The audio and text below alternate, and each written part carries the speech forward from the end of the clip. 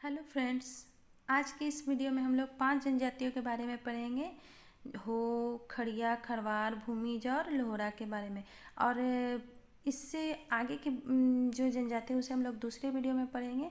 तो बने रहिएगा हमारे इस वीडियो के साथ, इसे अंत तक देखिएगा, एक भी प्रश्न छूटे ना, क्योंकि हर एक प्रश्न बहुत ही महत्वपूर्ण है। हम लोग हो जनजाति के बारे में पढ़ेंगे, जो झारखंड की 32 जनजातियों में से एक है हो जनजाति। इससे जो है झारखंड की जो जनसंख्या की दृष्टि से इसे चौथी सबसे बड़ी जनजाति कहा जाता है हो जनजाति को।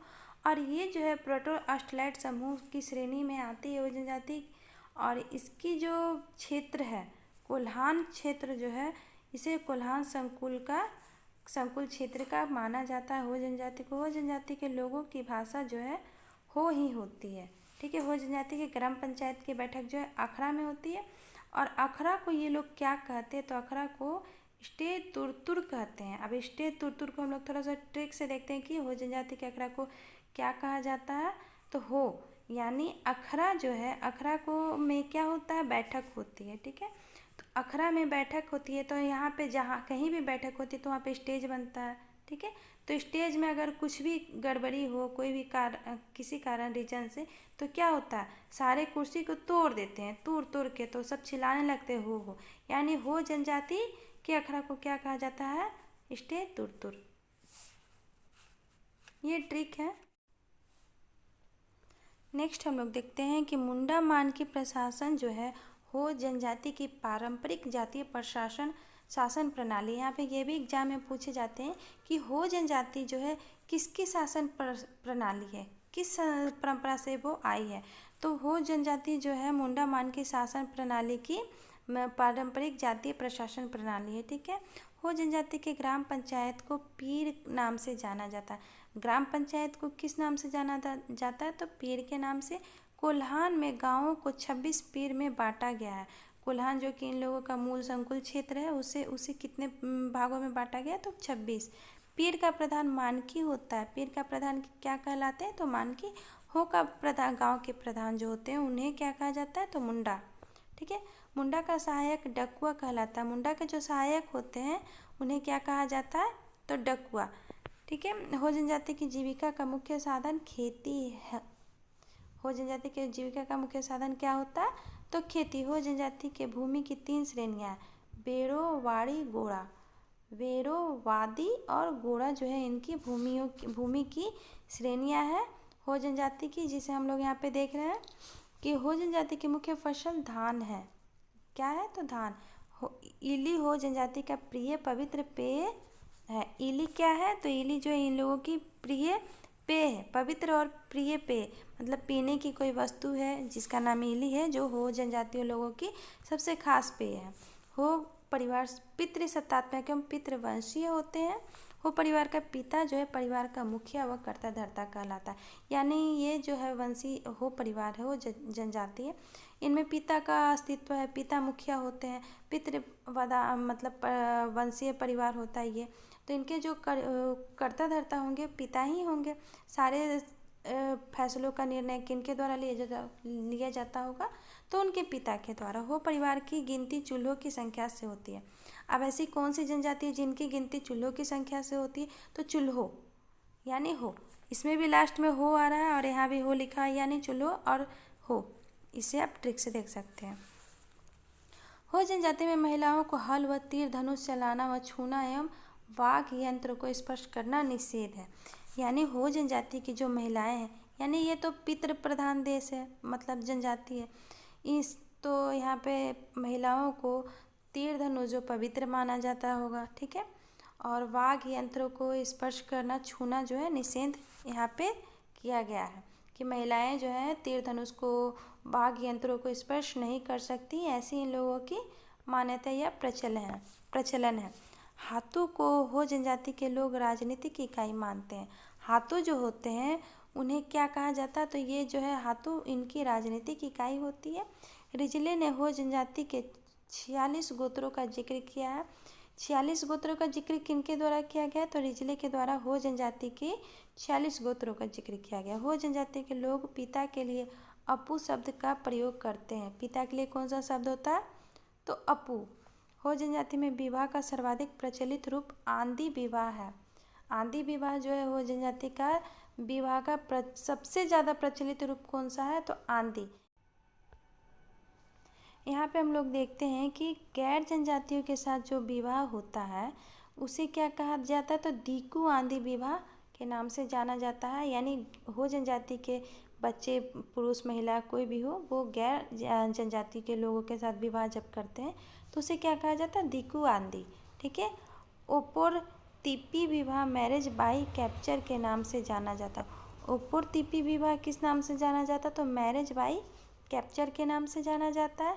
लड़का लड़की की मर्जी से संपन्न विवाह राजी खुशी कहलाती है। ठीक है। जैसे जो लड़का लड़की के मर्जी से खुशी से विवाह होता है उसे क्या कहा जाता है, तो राजी खुशी। हो जनजाति में क्रय विवाह को आंधी कहा जाता है।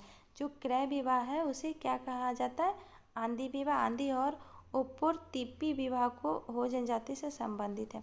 आंधी और ओपोर तिप्पी विवाह किससे संबंधित है, तो हो जनजाति से। हो जनजाति के देवता बोंगा कहे जाते हैं। ठीक है। हो जनजाति का सबसे बड़ा देवता सिंह बोंगा और जनजाति में ग्राम देवता को पाहुई बोंगा के नाम से जाना जाता है। ग्राम देवता को किस नाम से जाना जाता है हो जनजाति में, तो पाहुई बोंगा जो है इनकी ग्राम देवता के रूप में जाने जाते हैं। हो जनजाति में वर्षा देवता जो है देशउली के नाम से जाने जाते हैं। वर्षा देवता देशउली के नाम से जाने जाते हैं। हो जनजाति में धार्मिक अनुष्ठान का कार्य देउरी द्वारा संपन्न कराया जाता है। यानी उनके यहाँ जो धार्मिक कार्य होता है उस कार्य को कौन संपन्न करवाता है, तो देउरी। हो जनजाति में घातक देवताओं की पूजा देववा करता है। घातक देवताओं की पूजा कौन करता है, तो देवआ जो होते हैं वो घातक देवताओं की पूजा करते हैं। हो जनजाति के पर्व कृषि से जुड़े होते हैं। ठीक है। हो जनजाति के वाह्य पर्व में पूरा गांव शामिल होता है। अब हो जनजाति के जो वाह्य यानी बीजारोपण का जो पर्व होता है उसमें क्या होता है कि पूरे के पूरे गांव के लोग शामिल होते हैं। हो जनजाति में जिमनामा नए अन्न खाने से संबंधित है। जिमनामा किससे संबंधित है, तो नए तरह के अन्न जो है उसको खाने से संबंधित कौन है, तो जिमनामा। हो जनजाति के घरों के किनारे पर निर्मित पूर्वजों के पूजा स्थल आदिंग कहलाता है। यानी इन लोगों के घर के जो किनारे निर्मित पूजा स्थल होता है उसे क्या कहा जाता है, तो आदिंग। ठीक है। बैंग नृत्य हो जनजाति में प्रचलित है। अब हम लोग देखते हैं खरवाड़ जनजाति को। तो खरवाड़ जनजाति जो है वो वीर एवं लड़ाकू जनजाति होते हैं। खरवाड़ जनजाति कैसे होते हैं, तो वीर और लड़ाकू। अधिकांश विद्वान इन्हें द्रविड़ मूल के मानते हैं। बहुत सारे विद्वान जो है इन्हें किस मूल के मानते हैं, तो द्रविड़ मूल के। खरवाड़ जनजाति का मूल स्थान जो है खेरी झार था। खेरी झार जो है खरवाड़ का मूल स्थान था। खरवाड़ जनजाति अपने सम्मान के लिए सर्वस्व निछावर कर देने तथा सत्य बोलने के गुणों के कारण पहचाने जाते थे। तो वैसी कौन सी जनजाति है जो कि सत्य बोलने के गुणों से पहचानी जाती है, तो खरवाड़। ठीक है। खरवाड़ जनजाति खेरवाड़ी भाषा बोलती है।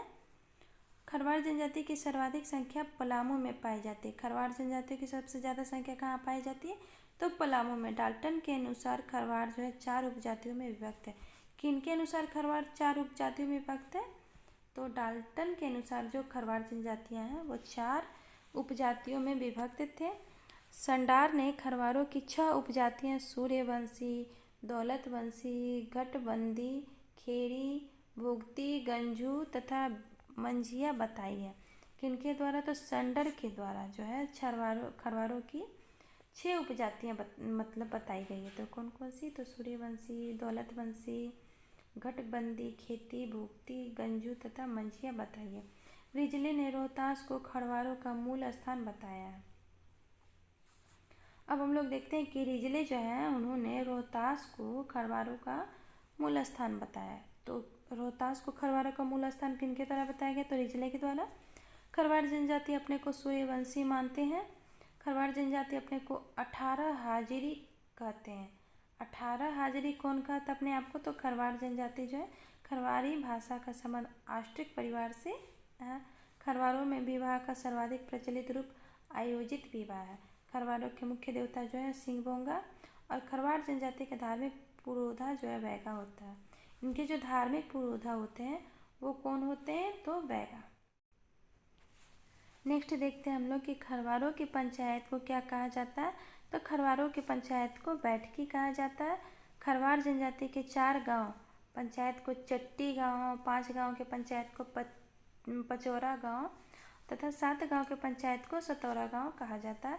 झारखंड की सर्वाधिक युद्धिक जनजाति जो है खरवार जनजाति। अब हम लोग देखते हैं, नेक्स्ट हम लोग देखते हैं खरिया जनजाति को। तो खरिया जनजाति जो है मतलब प्रजातीय दृष्टि से खरिया जनजाति को प्रोटोस्टलाइट समूह में रखा गया है।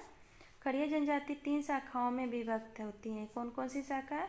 तो पहाड़ी खरिया, दूध खरिया तथा ढेलकी खरिया में ये जो है विभक्त होती हैं।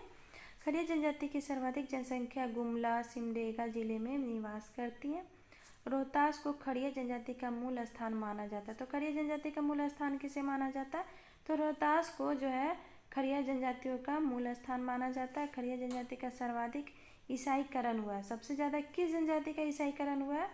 तो खरिया जनजाति का जो है सर्वाधिक ईसाईकरण हुआ है। खरिया जनजाति के गांव शंख कोयल नदिया के तट पर बसे हुए हैं। जो खरिया जनजाति होते हैं उन लोगों का गाँव कहाँ पे ज़्यादा करके बसा हुआ? तो शंख कोयल नदी के तट पर इन लोगों की गाँव सबसे ज़्यादा बसी हुई है। खरिया जनजाति की भाषा जो है, खरिया का शब्द ऑस्ट्रिक एशियाटिक्स परिवार से, खरिया का शब्द जो है इसका संबंध किससे? तो ऑस्ट्रिक एशियाटिक परिवार से है। खरिया जनजाति में सर्वाधिक प्रचलित ओलोल दाय असल विवाह है। जो सबसे ज़्यादा प्रचलित विवाह है वो कौन सा है? तो ओलोल दाय होता है, जिससे कि असल विवाह भी कहा जाता है। क्रैप विवाह को खरिया जनजाति में ओलोल दाय एवं असल विवाह के नाम से जाना जाता है। हम लोग नेक्स्ट देखते हैं कि हठ विवाह को खरिया जाति में डुकू चोलकी के नाम से जाना जाता है। ठीक है, हठ विवाह डुकू चोलकी। अपहरण विवाह को खरिया जनजाति में तापा तनीला के नाम से जाना जाता है। तापा तनीला के नाम से किसे जाना जाता है? तो अपहरण विवाह को तापा तनीला कहा जाता है। शव पलायन विवाह को खरिया जनजाति में उधरा उधरी नाम से जाना जाता है। ठीक है, खरिया जनजाति का सबसे बड़ा देवता जो है बेरो, जिसे कि जो कि सूर्य के समान है माना जाता है। सबसे बड़ा देवता बेरो है जो कि सूर्य के समान है। खरिया जनजाति के लोग पहाड़ देवता को पाट दुबो कहते हैं। पहाड़ देवता को क्या कहते हैं? तो पाट दुबो। खरिया जनजाति के लोग वन देवता को बोराम कहते हैं। वन देवता बोराम। खरिया जनजाति के लोग अपनी भाषा में भगवान को गिरिंग बेरी अर्थात धर्मराज कहते हैं। ये जो जनजाति है धार्मिक प्रधान पुजारी जो है कोला कहा जाता है। इनकी जो जनजाति खरिया जनजाति के धार्मिक प्रधान जो है क्या कहलाते हैं? तो कोला के नाम से ये जाने जाते हैं। फिर बा बीड़ बंगाड़ी कादो लेटा पर्व का संबंध जो है खरिया जनजाति से होता है। किससे? तो बा बीड़ बंगाड़ी कादो लेटा पर्व का संबंध जो है खरिया जनजाति से है। खरिया गांव का मुखिया प्रधान कहलाता है। खरिया गांव का मुखिया क्या कहलाता है? तो प्रधान। नेक्स्ट लास्ट पॉइंट है इसका कि ग्रामीण पंचायत को खरिया जनजाति के लोग दंदिया ना कहते हैं। ग्रामीण पंचायत को क्या कहते हैं? तो दंदिया। अब हम लोग देखते हैं भूमि जनजाति को। ठीक है, भूमि जनजाति के बारे में अब हम लोग नेक्स्ट पढ़ेंगे। तो ये जो है प्रजातीय दृष्टि से प्रोटोस्टलाइट वर्ग में रखे जाते हैं। झारखंड की भूमि जनजाति को जनजाति का हिंदू संस्करण कहा जाता है।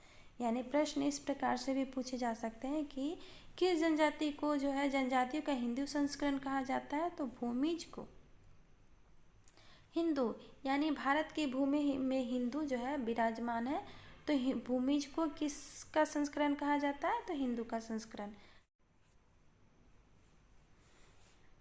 नेक्स्ट हम लोग देखते हैं कि मुगल काल में भूमि जनजाति को चुवार उपनाम से जाना जाता था। तो इसे हम लोग क्या कहें कि भूमि जनजाति जो है उसे मुगल काल में क्या कहा जाता था?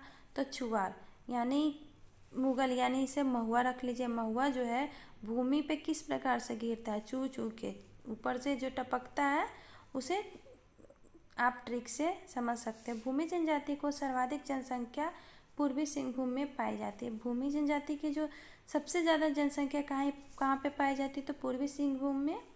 धनबाद में भूमिज को सरदार नाम से जाना जाता है। धनबाद में भूमिज जो है सरदार नाम से जाने जाते हैं। तो आप इसे भी ऐसे भी समझ सकते हैं कि सरदार लोग सबसे ज़्यादा धनबाद भूमि में पाए जाते हैं। ठीक है, भूमि जनजाति के सर्वोच्च देवता ग्राम ठाकुर और गोसाई ठाकुर हैं। सबसे सर्वोच्च देवता भूमिजों के पुजारी को लाया कहा जाता है। भूमिजों के पुजारी को क्या कहा जाता है? तो लाया। यानी भूमिजों के पंचायत का मुखिया प्रधान कहलाता है। पंचायत के मुखिया को क्या कहा जाता है? तो प्रधान कहा जाता है।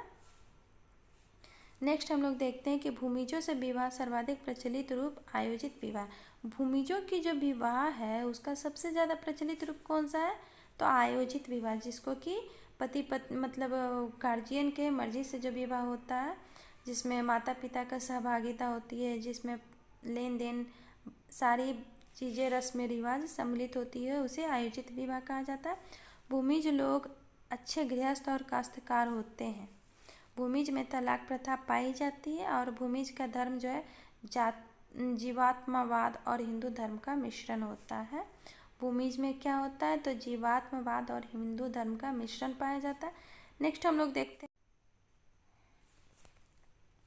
तो अब हम लोग लोहरा जनजाति के बारे में पढ़ेंगे।